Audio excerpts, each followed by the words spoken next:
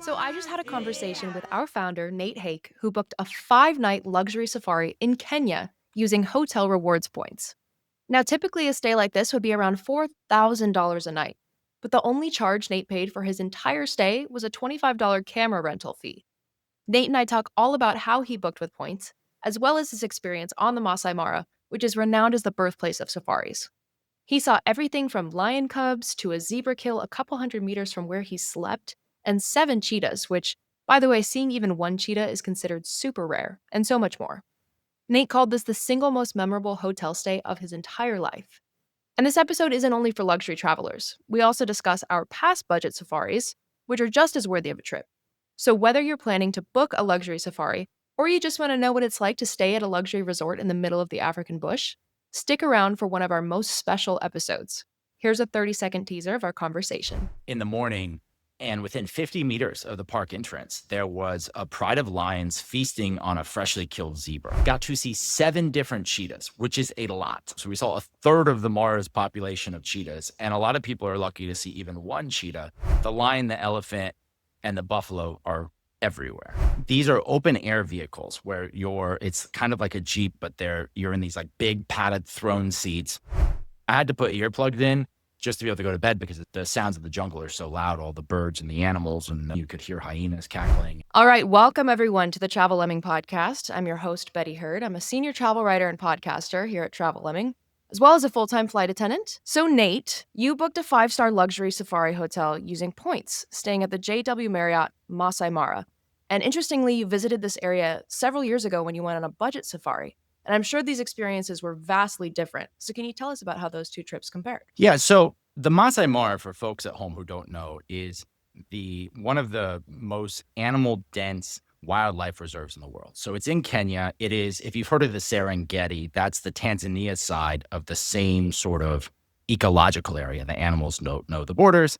But the Kenyan side of it, which is the Masai Mara National Park, is just, it's basically like where the Lion King is set. And if you think of the Lion King, like that really is kind of the setting of this place. And I've been traveling the world for 10 years. I always tell people when they ask kind of what are the most incredible experiences you've had, there are a few different ones, but I always had mentioned my prior safari to the Masai Mara, which I took, I want to say in 2017. And at that point, I was just a budget backpacker. I was just trying to do the best I could to see the world on as thin of a budget as I possibly can. And that's one of the things I want to say right out of the gate. We're going to talk a lot in this episode about how luxurious this safari was and kind of how incredible it was. But it is possible on a relatively small budget to visit and take a safari. And I think the one that I booked in 2017 cost me about $350. It was only a couple nights. It is a bit more of an adventure. It's a bit more of a struggle. You're staying outside of the park. You're staying in, you're traveling in these vans. And so I remember at the end of that trip being very exhausted and being very tired and just wanting to rest up from having seen all the animals. But I could never get over like how awesome the Masai Mara is. Like it's just absolutely filled with animals. Any kind of animal you want to see when you think about like the Lion King, like they're pretty much all there. Lions I saw dozens of lions on both of the trips, lots of elephants, lots of giraffes. There are some that are a little harder to see, and we could talk about some of that, but pretty much the animal density is such that like almost anywhere you look in the Masai Mara, you're going to be seeing animals. And so I did this trip in 2017, and I've always been wanting to go back to do more safaris, either in Kenya or other places on the African continent. And then in 2023, I noticed that Marriott, the largest global hotel chain, they announced that they're building a safari camp in Kenya under the JW Marriott brand. And what was particularly interesting about that for me is that this was going to be bookable with Marriott Bonvoy elite points. So if you're in the points and miles game, you can earn points in a bunch of different ways on airlines and credit cards, and also for hotel stays. And for Marriott, their points program is called the Bonvoy program. And so they decided to make this hotel available for booking with points. And as soon as I saw that, I immediately said, oh gosh, I've got to save up my points and try to book this thing because I could never afford. This hotel retails for something like the neighborhood of $4,000 a night. So like a 5-night safari, like what we took, would cost around $20,000. You can sometimes find it a bit cheaper, but A $20,000 safari is probably not something I would normally have access to, but maybe with points I could. So that's what gave me the idea to do it. Yeah, and I really want to hone in on the fact that you booked it with points. So, in your article, which by the way, listeners, check this article out on Travel Lemming. Nate has a very extensive hotel review where he talks very in detail about his whole experience, as well as includes incredible photos of the safari. In the article, though, you say you used 600,000 points to secure this 5-day stay and that this was the greatest points redemption you've ever achieved. So I don't know what that translates into in terms of dollars. So I'm leaving that to you to explain. Can you break down for us how points translate into money? Yeah, so I mean, points are just, it depends upon the program. Every program has its own way of valuing those points. For the Marriott Bonvoy program, so Marriott is the largest hotel chain. That's Marriott, JW Marriott, Westin, including a bunch of smaller brands that are and boutique hotels that you may not even know are on Marriott are actually a part of that program. I have been traveling the world full time for 10 years. I spend hundreds of nights a year in hotels. It's also part of what we do at Travel Lemming is providing recommendations on accommodation. So due to my sort of lifestyle, I accumulate points a lot quicker than probably your average listener does. But for the Marriott program specifically, the main way you would accumulate points is by staying at a hotel.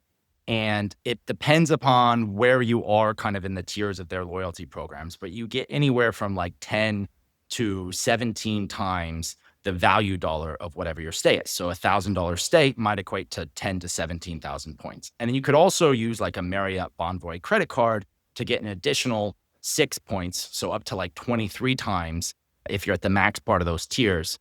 So like $1,000 stay is getting you like 23,000 points, which is actually quite a bit. There are different websites out there that try to put a dollar value on points. Like what are they worth in real dollar terms? For a lot of like bank points or airline points, typically I would say the rule of thumb is 1 penny per point. In the case of Marriott, they're definitely worth less than that in terms of what your ability is to get a booking out there. But 600,000 points, I thought that was a really good deal. You can't get that anymore. Now I think the same hotel is going for like 860 is the cheapest that I've seen for 5 nights. But I felt like it was a really good deal. So that would put you at somewhere in the neighborhood of like say $5,000 to $6,000 worth of points for what is basically a $20,000 experience. And even if you were to book, you can sometimes find it on the off season as low as like $2,700 a night, but that's still $13,000. So you're still talking about like more than double the average point value for these points.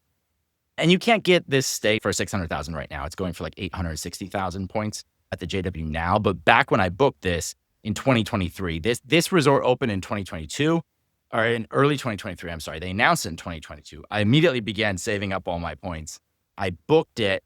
And then even when you book it, of course, you have to plan ahead. So it was like a 2-year process for me to save up all those points. If you are someone who stays in a lot of Marriotts, though, it is doable. And also if you have like Chase or Amex points, both of those transfer to Marriott. And sometimes they have like bonuses where they will transfer more points. And you can also buy points. You can buy like, sometimes they have specials where you could buy as much as like almost 300,000 points for like $2,500. So you could almost like kind of game the system to buy your way in there. But I think in short, like this is one of the best values that you can get if you're in the points amount. So you said it took you 2 years to rack up that many points.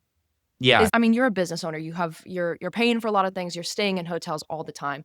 Do you think that for like the average person, do you have an idea of how long it might take to at least save up enough for a few nights of points?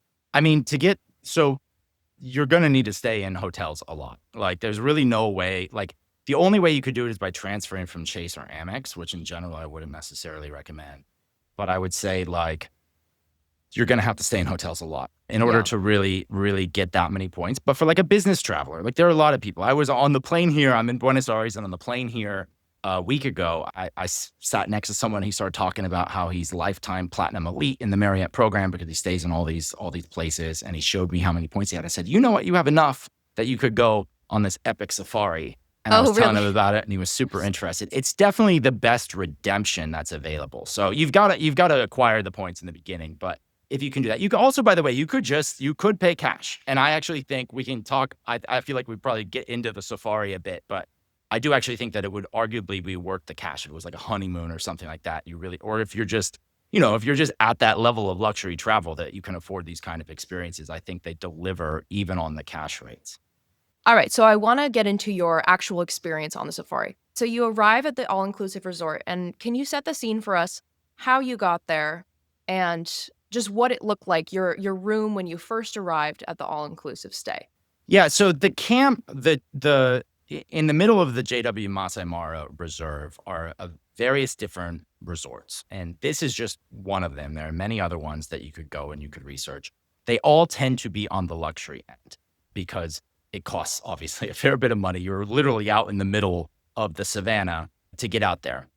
We flew in there. You can drive from Nairobi to the park. I've done that before. It's about 5 hours. But to really try to make the most of our time there, we flew and they take you on these like little Cessna planes from a small airport outside of Nairobi. And then you fly into the park. And the planes actually stop at airstrips throughout the reserve because the reserve is massive. And your first encounter in seeing wildlife is you see it from the plane. Like we saw giraffes, we saw elephants as you're in this small little 12-seater Cessna and you're going and you're stopping and you're letting off other people and more people get on. And then eventually you get to the airstrip that's for your hotel. And so we get off and then waiting there for you are your driver and they're just waiting there for you in your safari vehicle and the safari starts right there before you even get to the resort. And so just on the drive to the resort itself with your luggage, you're already seeing animals, you're already basically on safari. And then the camp itself is set in along the Talek River for the JW Marriott Masai Mara. So that's near the Talek Gate, which is one of the entrance points to the park itself. And it's 21 tents. They're all kind of strung along the river. So all of them are all set out along the river. They're very private. There's like bush. When you're in the tent, it feels like you're the only one out there in the middle of the savannah, but you're actually right next to someone else and there's just bush between you. And then in the middle of the camp, they have, it is basically a resort. Now they call it tents and there's no air conditioning, there's no televisions, but other than that, it feels like you're in a JW Marriott, just a very small sort of boutique one with the 21 rooms. You know, they've got a restaurant, they've got a campfire, they've got a bar, they've got a pool. All of those luxuries are there. And then during the day, you're going out and you're taking these safari drives where your drivers, you're assigned to a driver, you get a car, these like safari Jeep vehicles, and that's pretty much it. That's all included. Like everything's included in the stay from your food to your transport from the airport. You know, basically you have to get yourself to the reserve. And then from there, they include everything, alcohol, food, the drivers, the whole bit. And it really is like an all-inclusive adventure. So one of the coolest hotels I've ever stayed at in my entire career traveling the world. And it was really incredible how they managed to uphold the JW Marriott standard, which is like very high for luxury hotels out in the middle of the savannah. Yeah, you stay in so many hotels all the time, every year. And so hearing you rave about this, I've never heard you rave about a hotel the way you rave about the JW Masai Mara. So I know you mean it from that. So you talked about how you took 2 game drives a day, which is included in the stay. So you kind of had the ability to tailor your schedule to those drives and you and your partner Clara, you went early in the morning and at sunset, right? So can you tell us a little bit about how those game drives worked? Yeah. So the main thing that you're doing when you're out there is you're going on what they call game drives. And so they have these Toyota Land Cruisers that are open air. And this is a big difference from the budget safari that I had taken earlier, where I was in like an enclosed van with a lot of other people. These are open air vehicles where it's kind of like a Jeep, but you're in these like big padded throne seats. They're either 4 or 6 seaters, depending upon which version you get. And you're going out with your guide, and theoretically they pair you up with another couple, or so that there's 4 people in each game drive. That said, out of the 10 game drives that we did, we were alone for 6 of them. And I gather that's often pretty common that you end up getting what are basically private game drives a fair bit of the time, which is really cool because then you can define what you want to do. Like when you're out there in the safari, it's really like, it's all sort of available to you. And there are a lot of different places you can go or ways that you could prioritize your trip. And so having a smaller group versus on those budget drives really allows a lot more flexibility. So they take you out, you wake up. Typically the schedule is that you're going to do a game drive in the morning and the evening because that's when the animals are most active, around sunrise and sunset. Unlike some other African countries, Kenya does not allow for night game drives. So by the time the sun sets, all of the safari vehicles have to be back to their resorts or out of the park. And they do that so that the police can patrol for poachers. But the animals are actually most active at night.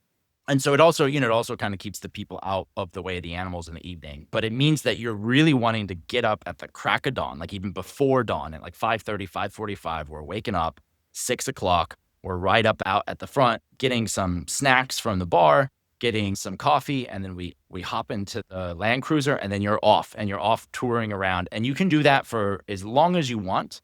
We would typically do a 4 or 5 hour game drive in the morning and then another one in the afternoon.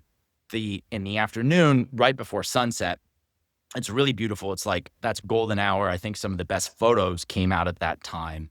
Although the animals are, by that point, they're a little tired, they're a little less active. It's like that first hour in the morning when you're most likely to see a kill, when you're most likely to see the animals kind of out doing things. So as much as I'm not a morning person, I did get up and we managed to every single morning get up and do it. You don't have to go on the game drives. Some folks staying there don't. You can sit around, you can enjoy, you can see animals just from your terrace on the room, but it's certainly the main reason that you're there.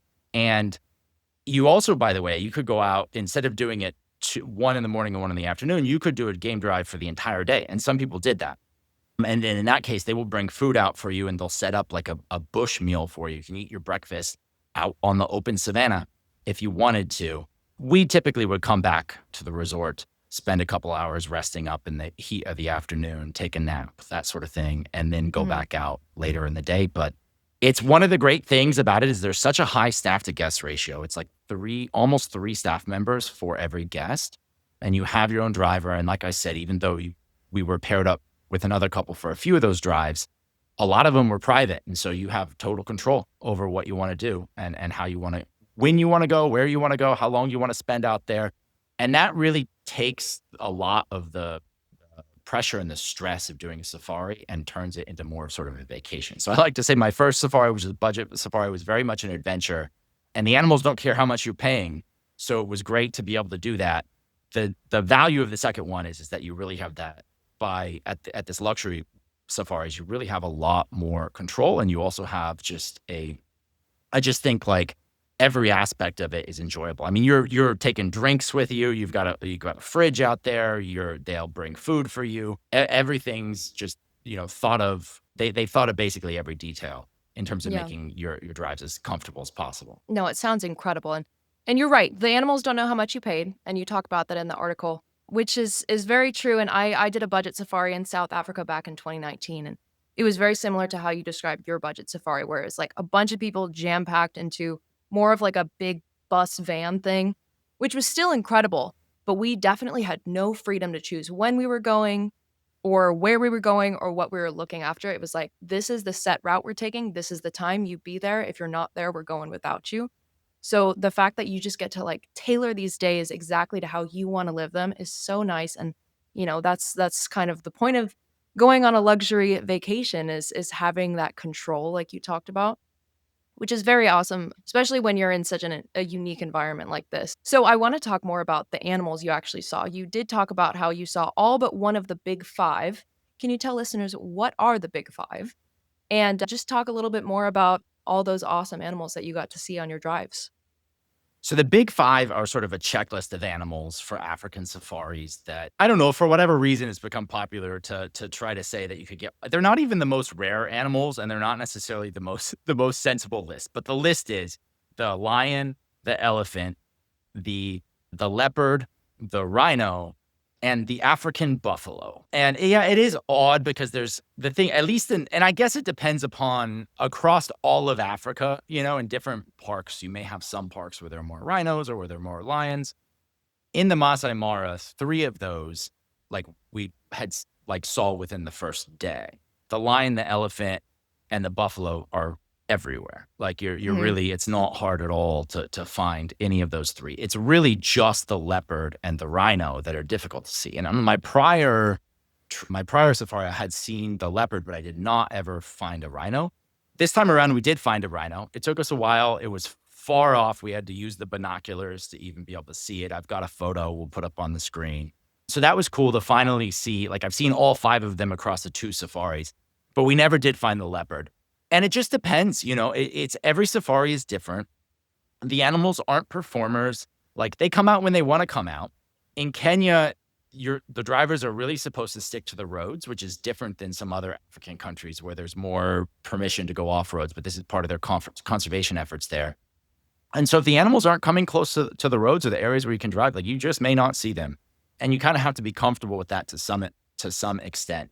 We spent a lot of time searching for that leopard because in the first 3 drives, the first day and a half, we had seen pretty much everything except for the leopard. And then so for our last 7 drives, every single time we were going to try to find the leopard. And that's the thing is like when you're trying to find the leopard, you're going to specific places. They tend to hang out kind of near the rivers under a certain bush. There's these like sausage trees that you might famously see photos of leopards hanging out in these sausage trees. So we're kind of going through this like thick bush, but there weren't that many other animals in that particular part of the park. And so it often felt like, we spent hours just driving around looking for this thing and we never did find him. And eventually at some point I told the driver to just, we're done. Let's just go enjoy, find some other animals. Because, I think a lot of guests, they go and they really want to see the big 5. And that's their checklist. And I just, neither one of my safaris did I see the big 5. And I don't think it matters how much you pay. You're not going to necessarily get the exact checklist of the experience that you want. You just kind of have to take it as it goes. Yeah, it kind of starts to feel like a chore. Yeah. And I think I think with any travel, but particularly with a safari, like if you're going into it with set expectations of, I really want to see this or I really want this to happen, like it's probably not the best mindset.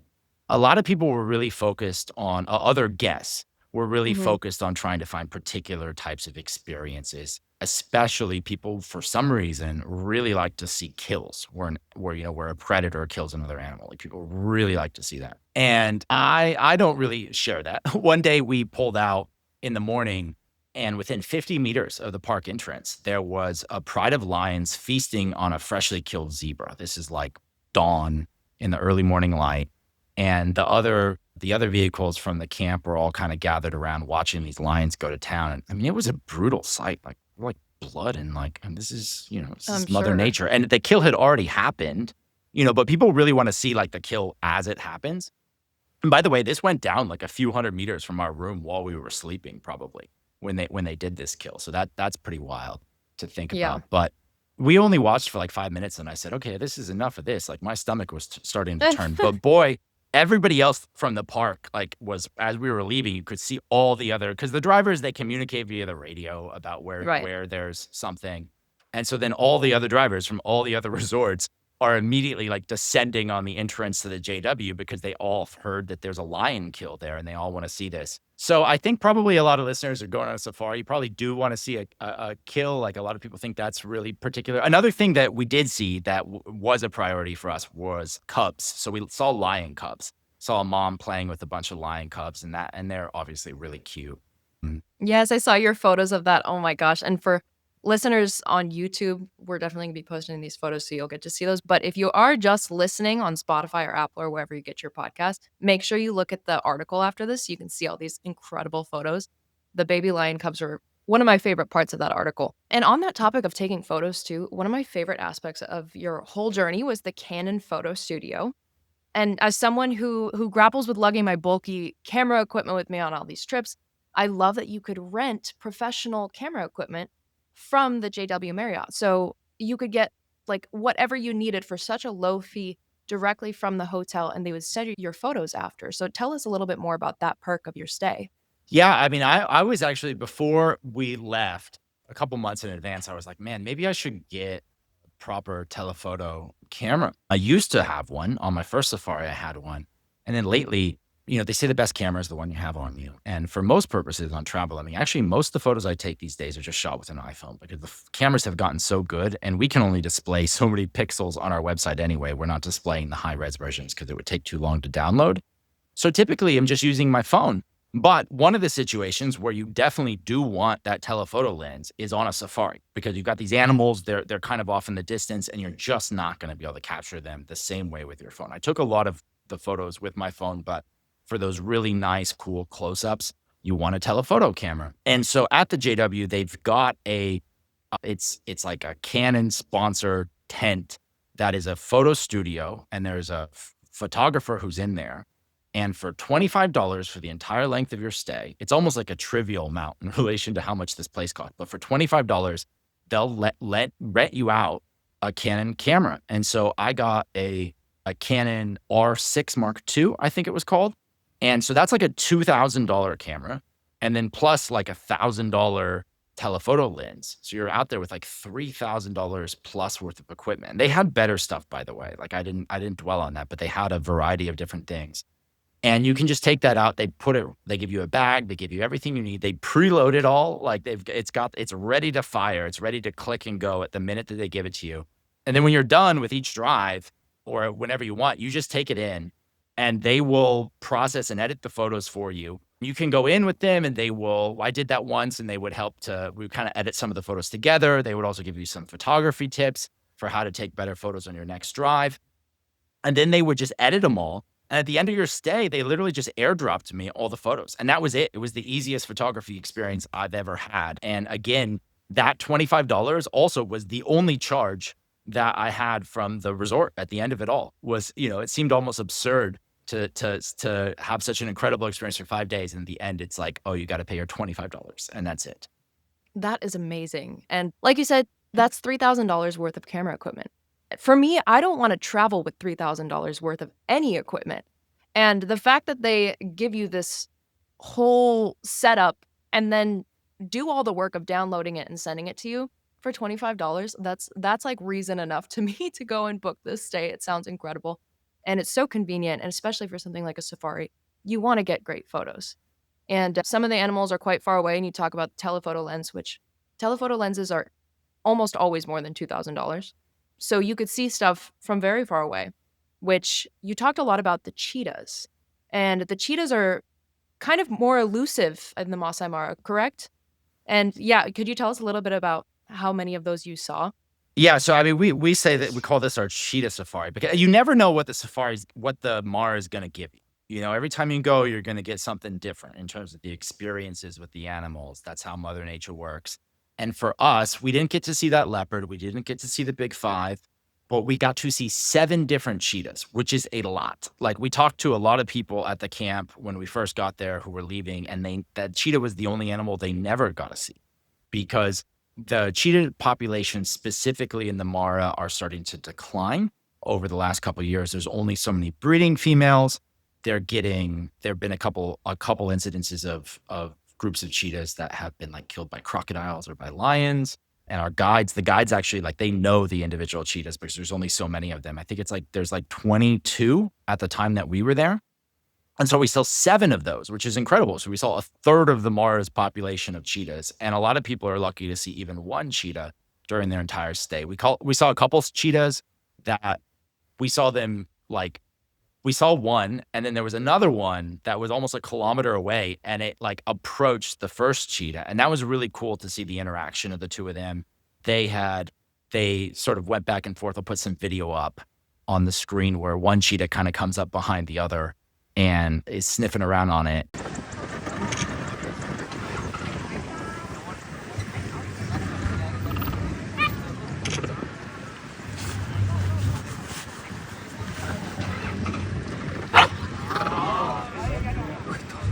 Watching those cheetahs interact was super cool. And yeah, so we're really lucky to see the 7 cheetahs. But again, you just never know what you're going to get in terms of animals. Like it could be that you go and you're on a particular one and you see a couple different rhinos, or you're seeing a couple leopards. I think for us though, that was really cool. The cheetah is such a beautiful animal, and it is one of the more endangered ones. Yeah, so stunning. And you talked extensively about how your driver, Cool, was his name, correct? That he was a real pro. So can you give us some examples of how his expertise made you feel confident in his role in your trip? Yeah. Obviously we are staying at a place that's high end. When you're out there in the reserve, there's nothing between you and the savannah. So you're really relying upon the expertise of your drivers to take care of you, both for your own physical safety and your own comfort, but also to get you those experiences of seeing the animals that you want to see. And so our driver's name was Cool with a K. And I was really impressed by how good he was at spotting the animals. We would just be driving along, bunch of grass. I don't see anything. And boom, out of the middle, he's pulling off and he sees something and we're going, and you can kind of sense the commotion that he's onto something, but you don't know exactly what's happening and you're trying to find it. And then there it is. There's a cheetah and sitting in the grass, or there's a couple lions or something that you didn't even know were there.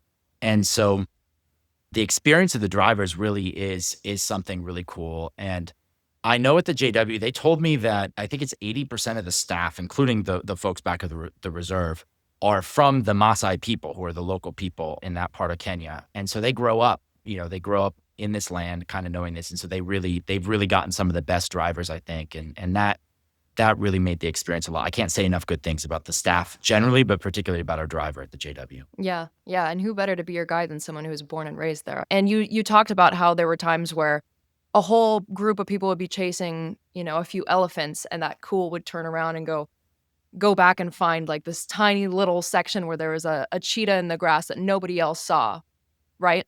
Yeah, that's exactly right. Like there was that incident you mentioned where we were heading towards, because again, the drivers communicate, right? So they're on the radio, and this does mean that there's a tendency of the cars to kind of like clump around whatever's going on. So there's some sort of a cool thing happening with a group of lions or this particular group of elephants or whatever it is.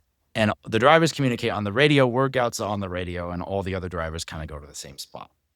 And so if you have like a average driver, you're going to end up spending a lot of time with these like big clumps of other cars. And so one really cool thing is that very often cool was the first one. We were the first one there. And then by the time the other cars started to come in and there started to be other folks there, then we would get on out of there. So that's definitely a benefit of experience. Yeah, it seems like you got very lucky with maybe the most expert driver there. So you talked about how the resort is not fenced off, so animals can roam freely on the grounds if they choose. What kind of wildlife did you encounter right at your back door?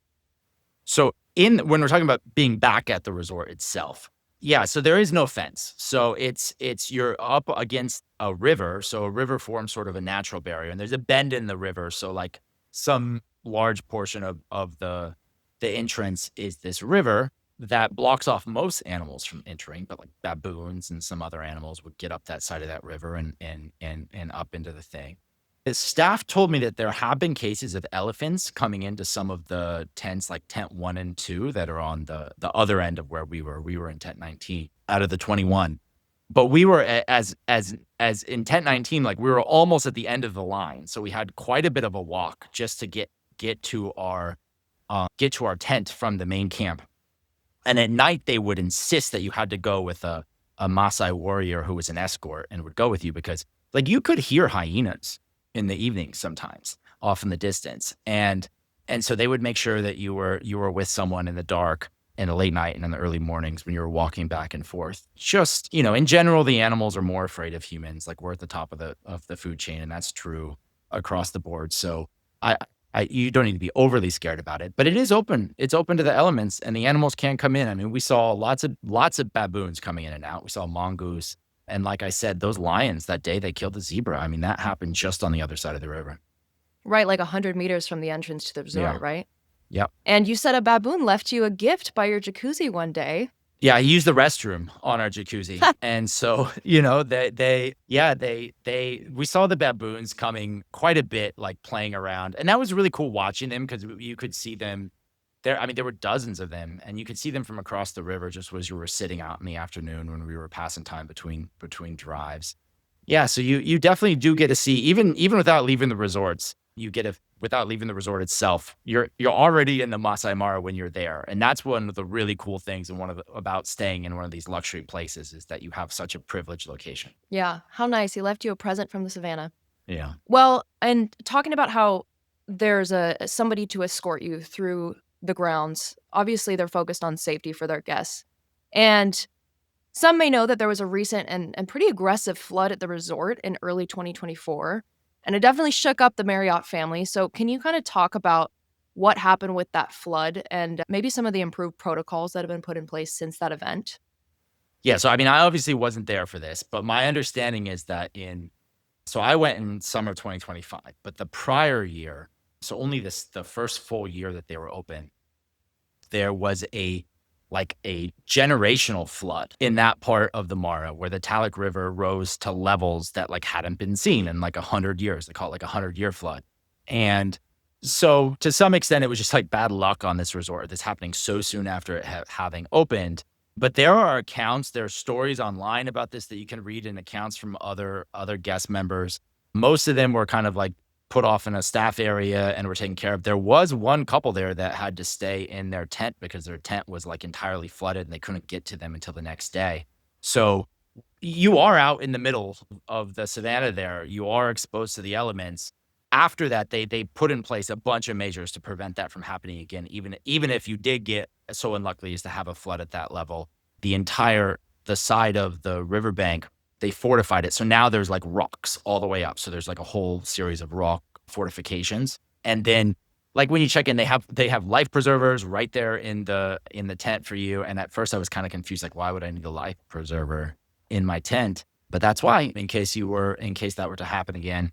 And if you read the reports online, like even the guests who were there, like they really sung the praises of the staff members, and they managed to get reopened fairly quickly. They had to rebuild the bridge that connects where you come in on the cars, and then you basically come in on your vehicles, and then you cross a footbridge to get into the resort itself. So you're going across this bridge across the river every time you're kind of going out to go explore on your game drives. And that initial bridge that they had was a little lower and had been washed away. So they built a bigger, higher bridge that's there now. But when I was there, you wouldn't even have known if I hadn't read about that before that this had ever happened.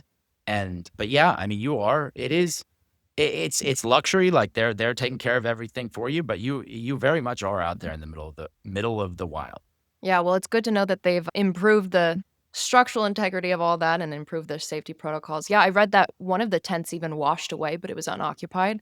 So it sounded like a flood of like biblical terms. And so that was at the end of April, beginning of May. So if you don't want to go during the rainy season, maybe avoid that time. And so you visited in June, which if you're an American, you might think that that's the summertime, but it's actually the start of the cooler season in Kenya, correct? Yeah, I mean, it's the dry season. The It's dry not as season. it's you're equatorial, right? So it's not as Right. So it's always simple going to be as warm. it's Yes. yeah. And so typically speaking in the park, you've got the dry season starts around, yeah, middle of the summer, like June, July-ish. I got really lucky in June because we had great weather. And then in July, end of July and August, that's peak season in terms of when people come. One, because it's dry, but also because that's when you got the wildebeest migration with the huge hordes of wildebeest come from Tanzania and the Serengeti, and they cross the river and they come into the Masai Mara. And people come to see that because you can see just, if you remember the Lion King and sort of the scenes where the wildebeest are migrating and the danger of the crocodiles and all that, like you can go and witness that.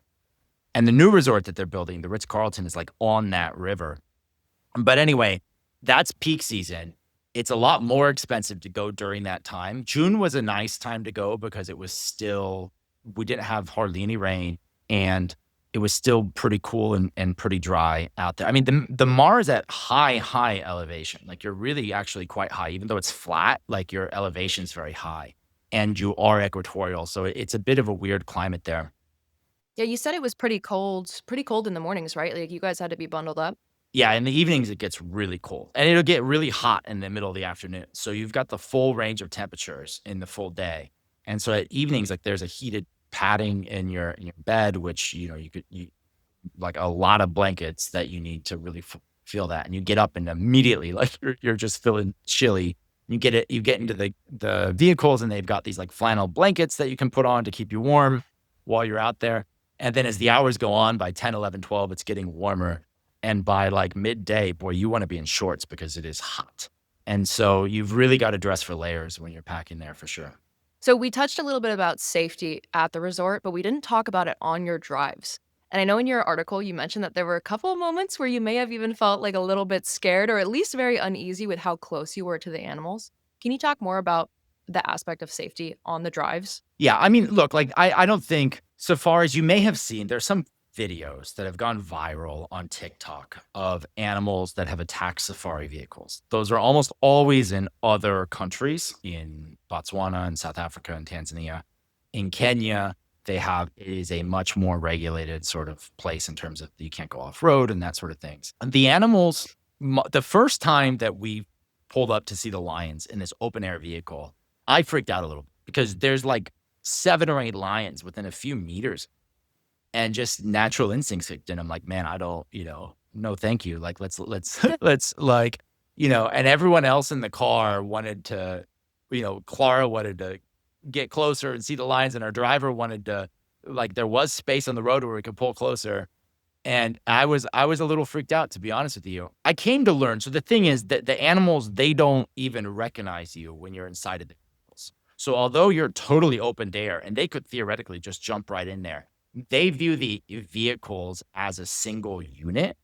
The way that they perceive, if there's some animal biologists out there, they're gonna tell me I'm wrong about this, but, like, the way that they sort of perceive the world is almost like just in like a sort of a radar where they have these, like, blocks of things, and they just perceive these as, like, part of the landscape, like these safari vehicles as these things that are neither prey nor food, and by and large, a lot of the animals are accustomed to the presence of the safari vehicles because they're there all the time, and they just mostly ignore them.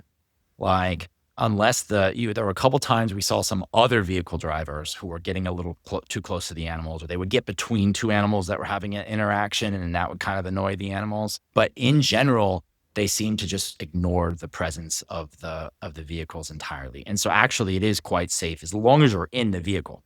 If you get out of the vehicle, then, and you're like separate from it, then that's where potentially you have some sort of a danger. So, like, when it came time to use the bathroom or something like this, we would tell Cool, "Hey, the code is you need to change the oil." And then he would find a place that was safe and sufficiently far away from any sort of predator so he could get out. The same's true if you're doing bush meals or anything like that.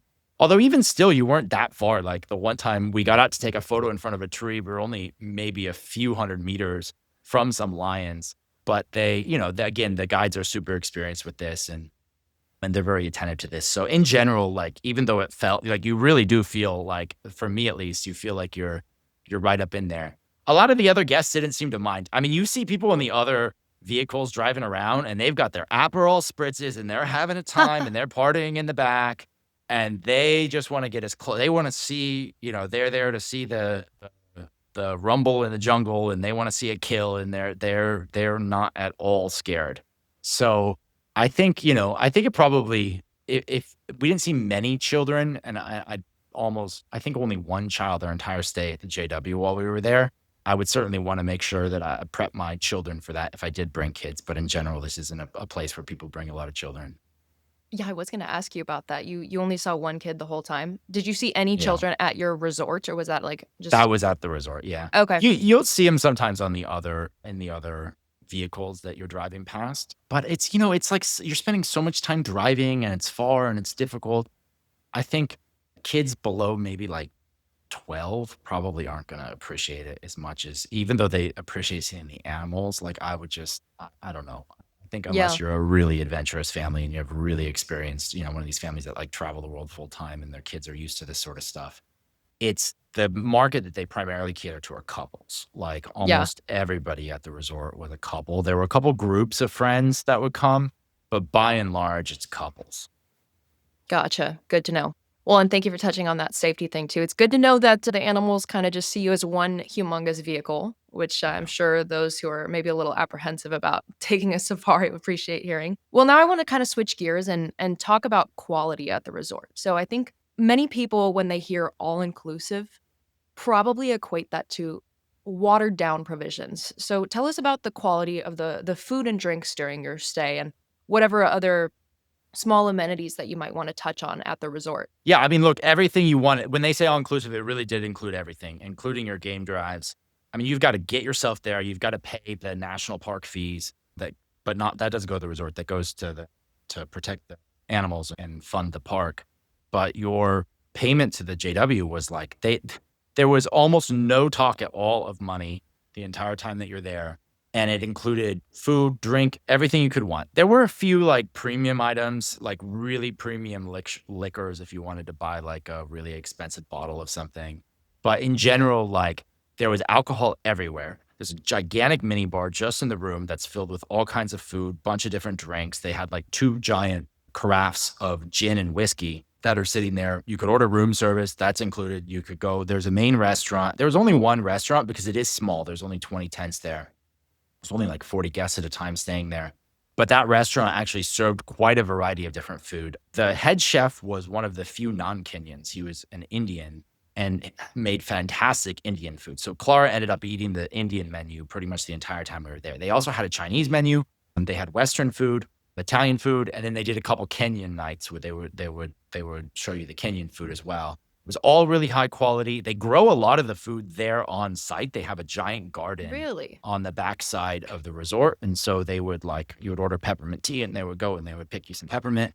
And a lot of the food that you're eating is coming from that garden as part of their sustainability efforts. You had, whatever you wanted to drink. I ended up drinking just mostly Tusker beer. So I feel like I did not get my money's worth there because that Tusker is like their equivalent of like Budweiser or whatever in Kenya. But Clara drank Aperol spritzes to the point that we drank them out of Aperol by our last night. And they were like, we got to wait for the next delivery to get more. That is so funny. They would keep it coming. And because there's such a high staff to guest ratio, like I said, I think it's close to 3-to-1 staff to guest. You're never waiting for service. And they're Yeah. always like offering you stuff. So we definitely gained a couple kilograms while we were there. When you're out on the drives, you also can take drinks with you, which we would do. They would put it in little tumblers for you. You have a mini fridge in the back, so you could bring more. I try not to drink too much on the drives because I didn't love the pit stops. The bathrooms are not the best out in the bush. It's kind of whatever's out there. There are a couple toilets that are at some of the airstrips, Mhm. but they're like outhouses, like type of quality. So I tried not to like go overboard and drinking too much because then you end up having to go to the bathroom every 30 minutes, and that's not fun when you're looking for a place to pull over in the middle of the savannah. But the food was great, the drinks are great, service was great. Even things like laundry, like they took care of your laundry for you. They would do like free pressing. We laundered all our clothes. I mean, how often do you leave a hotel and you've got like a clean bag of clothes? And yeah, everything. So when they say all inclusive, like it included everything except for that $25 camera rental. I still can't get over how it's $25 for a camera rental of that quality too. Yeah. What about like the comfort of like your bed and the space that you said it was 1,000 square foot tent, correct? Yeah. So they call it a tent. It is a tent. I don't know if that's like some requirement that they have to have a tent and they can't have like a proper room out there. But it's like seems almost arbitrary. 'Cause they're basically it is for all intents and purposes a normal hotel room, except that two sides of it are tented of the main Gotcha. room. So you've got like a large main room, and then you've got like a bathroom. And the bathroom, all four sides of that are proper built walls. So you just only have two sides that are tented, and even that's like super high luxury. Like you can like roll down, you could close it off, etc. The only thing that wasn't the only difference between this and like a very good, like if you were just rating this as a JW Marriott hotel, of which I've stayed in dozens around the world, like this would arguably still be one of the best, ignoring the whole safari element to it, just because of how good the room was. The only reason why it wouldn't be is because it's missing two key elements, which is you don't have air conditioning, you don't have a television. Personally, I never wanted to watch television while we were out there. The air conditioning you only really need would like miss in the middle of the afternoon. Like it gets a little hot between like 2 and 3 p.m., but there's fans and things like that. There's a pool too, right? There's a pool. Yeah. There's not in the room. There's like a shared Right. pool that you could go to. You do have a jacuzzi out on the deck. So you have this giant deck that looks out over the river. You have a awesome jacuzzi. The problem with the jacuzzi is that it took like 2 hours to get it hot. So I only ended up getting it hot like one time, which was cool. But the beds were same as you would get at any JW Marriott, like high quality, full on furniture, full on beds. The Wi-Fi was super fast. I did use it a couple times. You have a full desk if you, for some reason, wanted to remote work. Like, I don't know why you would do that other than just to be performative about it or something. But if you really did have something come up like that or you had someone in your party where they really were worried about it, like the Wi-Fi works fine. Everything worked fine. You have a huge shower, huge double. I mean, the whole bathroom part itself is bigger than some small hotel rooms. You have an indoor and outdoor shower. So if you wanted to like shower under the stars or you wanted to just shower with the sounds of nature, because that is the one cool thing about it being open on those two sides is you get all the sounds of the savannah coming in at night. So when you're sleeping, I had to put earplugs in just to be able to go to bed because it's the sounds of the jungle are so loud, all the birds and the animals. And again, you could hear hyenas cackling and everything. Yeah, that is incredible. Yeah, it sounds like such a unique experience, and they just have the amenities for really any kind of traveler, which is great that it's so inclusive. So You mentioned also in the article how there weren't a ton of planned social events, aside from maybe chats around the fire pit. But on your own accord, could you be as social or as private as you liked? So this was something that a guest on our drive back to the airport at the very end, we rode with some other guests, and I was asking for their review. Whenever I stay in hotels, I also ask the other guests, like, "Hey, what's your perspective on this?" Because I know I have to create content for Travel Lemming, and my experience is only my experience. So I try to bring other people's experiences to bear. And very few people had any complaints at all about the resort. The one that I did hear was from this couple on the drive back, and they said, "Look, like we would have appreciated a little bit more social time. We felt like we didn't have that many interactions." I think that depends upon how you think about it. They're definitely going for more of like an exclusive luxury high end thing. And the higher you go in terms of luxury hotels, the more it becomes about keeping other people away from. It's like you don't pay to be there, you pay to not have other people there. And Hmm.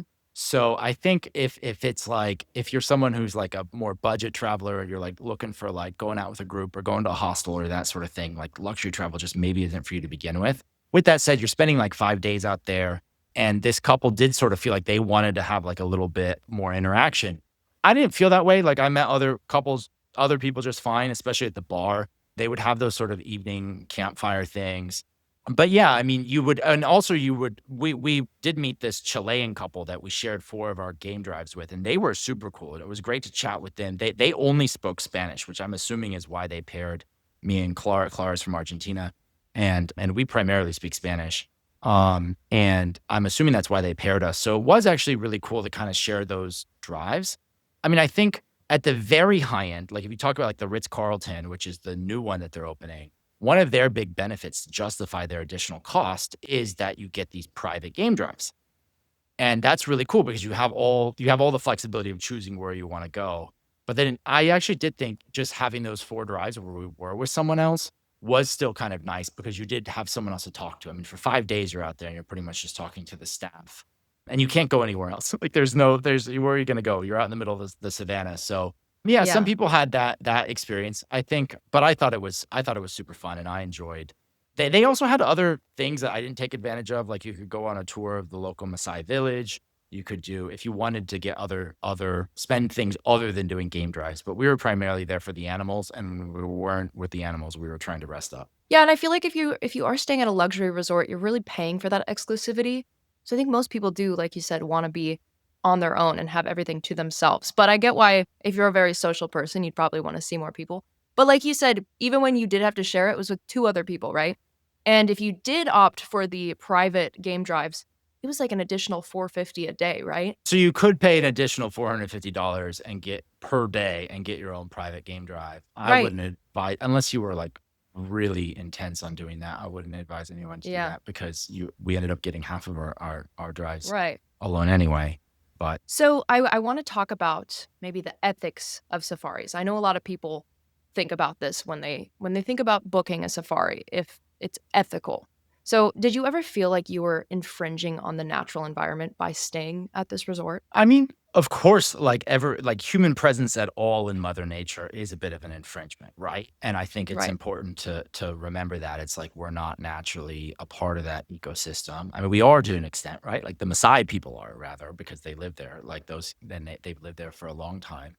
I think that the from the ethics of a safari, usually people frame this around like ecological concerns, which is like, oh, if you have humans there, like somehow you're like degrading the quality of the environment. Kenya, of the all of the African countries that do safaris, Kenya is generally considered to be the most conservation friendly. Like I said, they don't allow night drives, which allows them to keep poachers from poaching.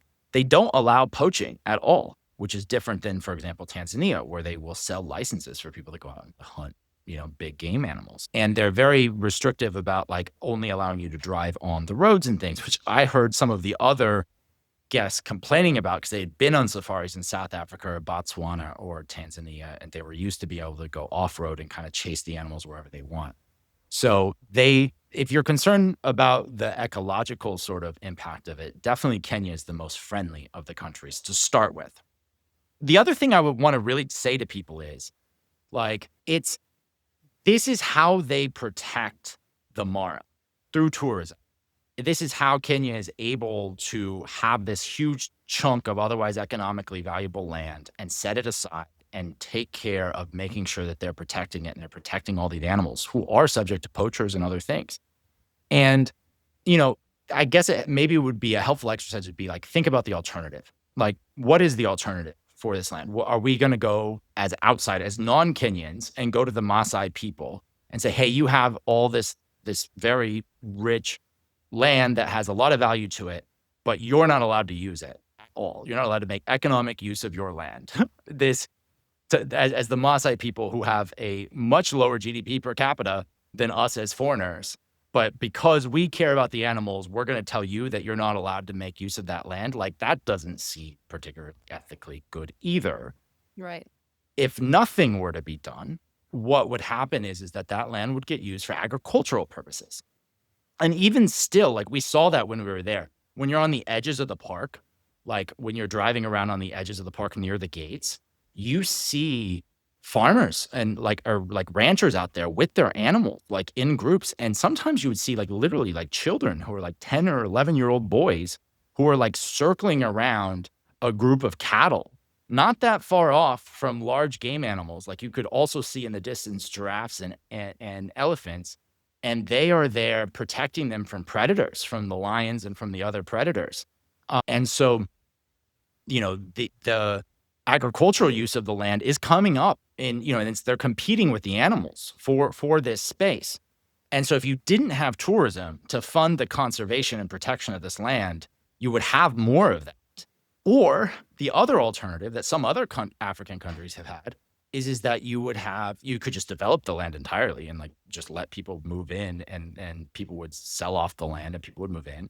Or you could sell poaching permits, which is what Tanzania does, where they literally hunters pay to come and get their photo with a dead lion or something. So really, of all of the available options, tourism is the most conservation friendly from a very pragmatic perspective of like how these African countries could help preserve this land. And again, we're talking about countries that have much lower GDP per capita.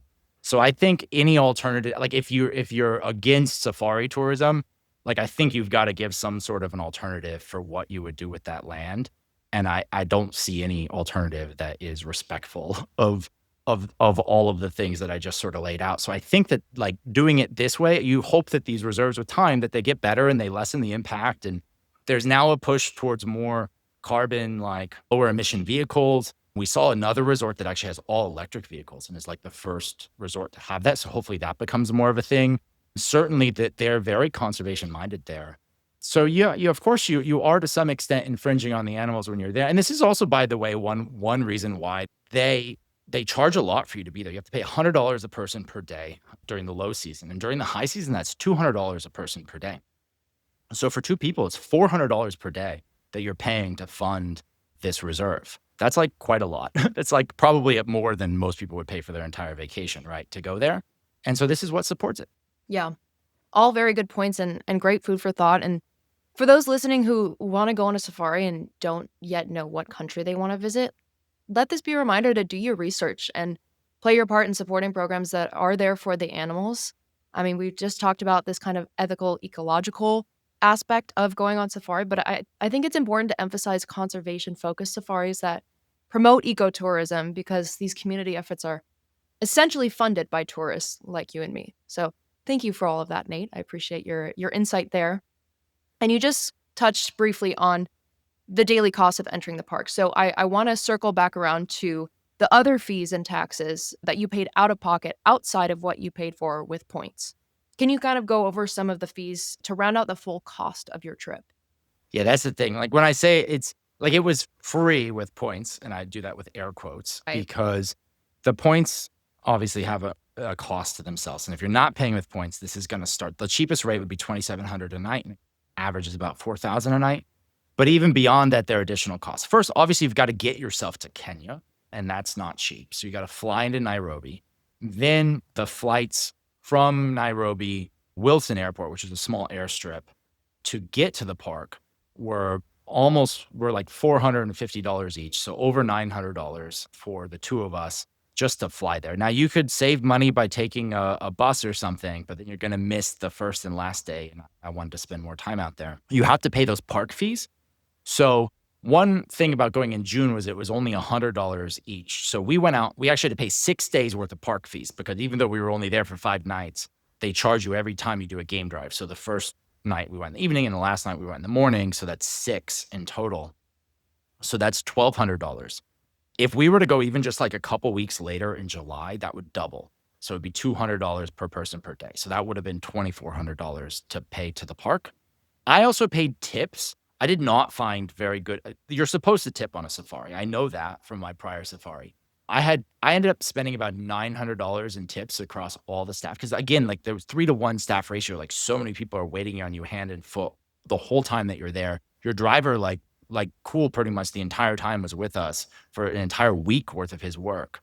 So we paid $900 in tips out, about a little under half of that to the driver, and then the rest to the other folks who were taking care of us, our waiter, our housekeeper, etc. I have no idea if that was too little or too much. Nobody ever asked for a tip. When I asked about it, like they got really awkward because clearly they probably were instructed not to ask about it. So there was like, it was very hard to even get a sense of what to do that. I would tell people bring cash for the tips because I struggled with that. There's no ATMs or anything there. You have to go into a neighboring town. You have to leave the park to go to an ATM. And so I ended up actually using PayPal to a couple of the staff members where I managed to convince them to give me their PayPal, and I just PayPal'd them because I didn't bring enough cash. I wish I had brought more. So those are kind of the big expense. And then of course the $25 camera rental. So you add all that up and it's like $3,000 for 2 people apart from the points. So that's already like $600 a night. So it's not like this was cheap. Even on its own right, like it was quite an expensive vacation. And I'm very privileged to be able to have, be able to do that. It's certainly not an experience, the luxury experience that's available to anyone. And even the budget experience still ends up by the time you go into Kenya and stuff, it is very much a privilege. But yeah, it's not cheap. So you got to be prepared for those extra costs. And then also, of course, I'm not counting any of the time we spent in Nairobi. I've got other guides in Nairobi before and after. And I would suggest spending more time in Kenya. A lot of people go and they like immediately go to the Mara and then they immediately leave Kenya. But I would suggest spending at least a few days to try to see there's more to Kenya than just the Masai Mara. Yeah. So how much would it have been had you not used any points? If you were staying like on the cheaper end of the dates you could have picked? Yeah. So had I taken a safari paying in cash, the cheapest it would have been for 5 nights would be about $13,000 for 2 people. But again, those are like, you're picking the luckiest nights of the year. The average rate is more about $4,000. So I would say this is a $20,000 is what this would cost in cash rate. Plus you would still have those additional $3,000 in costs that I talked about earlier. So it'd be like $23,000 for 5 nights, which is a lot of money. It's a lot of money.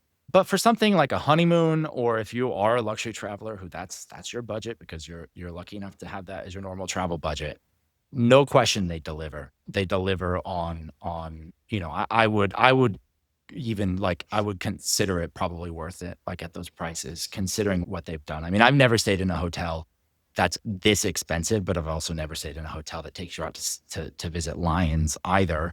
And so, I think they definitely justify their costs. Definitely not cheap, but like you said, with everything that you get, it's worth it if you have the budget. And as our episode winds to a close, I want to touch on what's coming to the Masai Mara safari scene. So you mentioned earlier a future Ritz-Carlton in your article. When will that be open to reservations? Oh, it's already open. Yeah. I didn't realize. At the time that I wrote the article, it was about a week before it was opening, but it's been open for about a month and a half. So the same ownership group that owns the JW Marriott Masai Mara has also opened a Ritz-Carlton, which is in a different part of the park. And it's even more expensive. In dollar terms, like it costs almost double what the JW costs. In points terms, it's like 50% more. So it's the cheapest I can find for 5 nights. And you really want to go for 5 nights with points because Marriott does this like 4 nights and you book for the 5th free. So it's really the sweet spot. It's like 1.2 million points, so like double what I paid for the JW Marriott. The big upsells there are it's supposed to just be more luxurious, more exclusive. Everybody gets their own driver by default. Like I said, we had a lot of private game drives already at the JW, but everyone gets their own private game drive.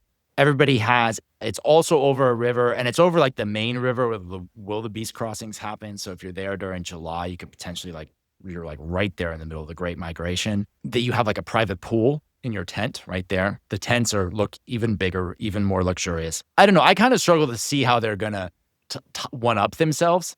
A lot of the staff while we were there, including my driver, like he was preparing. I think he's now driving at the Ritz-Carlton. Like a number of the staff, they were preparing. They had a bunch of trainees that were there, and they were preparing to like train up people, and they were going to send some folks over to the Ritz-Carlton.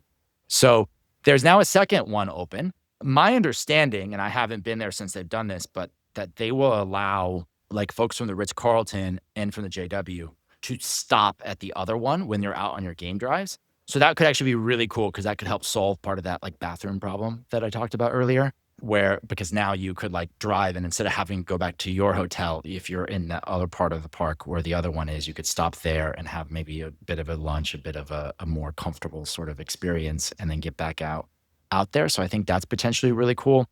I want to try it. If I can somehow figure out a way to save up enough points. I mean, I've stayed in a lot of hotels this year, but 1.2 million is a lot even for me. If I could figure out, and there's no way I'm going to be able to afford the cash prices because it's like $8,000 a night. So there's just absolutely no way. Yeah. But the value on your points that you're getting is so high. Like it's the best redemption value for your points. If you can save up enough, there's nothing. I've looked at all the Marriott. They've got other properties in Fiji and in the Seychelles and some other places that are like overwater villas and things that are really cool stays. And I've stayed before at the Mena House in Cairo, where you have a view of the pyramids. That was a point stay right from your room. I've stayed at the JW Marriott Phu Quoc in Vietnam, which is like this old French university themed, like really incredible resort right on the space. But there's no other properties like this in the Marriott portfolio that are bookable with points. So certainly for folks who are really deep into the Bonvoy program, I think it's cool to have this. And they're supposedly opening a third. Like, this is rumor. I just heard this from staff while I was there. It's not confirmed, but supposedly they are opening a third one in another park. It's not the Masai Mara, in Kenya. And this other park supposedly has a lot of rhinos. So it'll be a bit more jungly versus like savanna-y, and a bit more of like different types of animals. And that's supposedly coming next year. So yeah, this is Marriott's sort of big push into Kenya. So if you're a Marriott Bonvoy member, like, save those points. This is a great redemption. I hope not everybody listens to this and takes those redemptions before I can get them, because I think that they're going to just, like I said, the rate that I booked it for is no longer available. And I think you're going to see a lot of inflation in those rates. But early on, while they're trying to fill those rooms, I think this is the sweet spot. I can't imagine. I mean, you're saying that the Ritz-Carlton to book it is basically double the price that you booked for. And I can't imagine you getting double the value of the experiences that you already had, because it already sounds like you had such an incredible time. But hey, if you're going to try it, we'll hear about it then. Yeah, I think at some point people just, you at this high end of the luxury market, like it really is all about exclusivity. And so you're really paying to keep other people, like have your own private sort of space. So if I can do it, I'll try it, and we'll have another, in a year or two, if I can save up enough and we can go, we'll see if we can get that booked. Absolutely. Well, that about wraps it up for today, folks. Again, I encourage you to check out Nate's article on his stay at the JW Marriott Masai Mara on travellemming.com. Just type in Safari in the search bar and you'll find it there. Another reminder is to like and subscribe to our channel, as well as leave us a 5-star review. If you can do that before you click out of this episode today, we would be so, so grateful. Nate, thank you again so much for taking the time out of your busy schedule to share this experience with us today. I think this episode will definitely inspire a lot of listeners to save up their points so they can go on the trip of a lifetime, just like you and Clara did in Kenya. All right. Thank you so much, everyone. All right. Thanks for listening. We'll see you next time on the Travel Lemming podcast.